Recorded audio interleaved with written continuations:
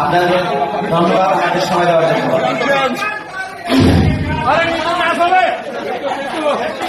আমার গানটি যদি ভালো লাগে নেক্সট টাইমে গান শোনার আপনারা আবেদন করবেন। আমি